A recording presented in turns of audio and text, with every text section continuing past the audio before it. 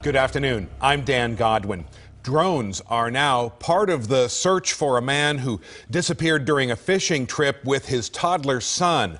That little boy found safe. Sky 4 continues to fly overhead as game wardens keep up their search for the missing man. They are in boats and walking on land. Fox 4's Dion Anglin is near Grapevine Lake. And Dion, the nature of this effort is changing, right? Yes, that is correct. More than 36 hours now and still no sign of Matt Meinert. Investigators have scaled back and changed the scope of the search, rationalizing that Meinert has drowned.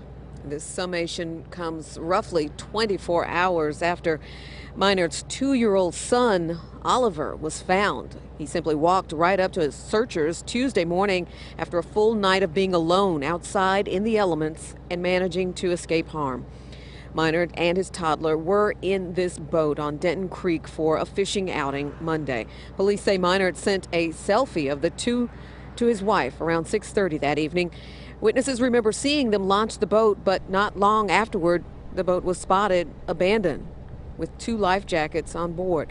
The results of an extensive ground and air search has not solved the disappearance. So the theory that 38-year-old Meinert drowned is the latest development.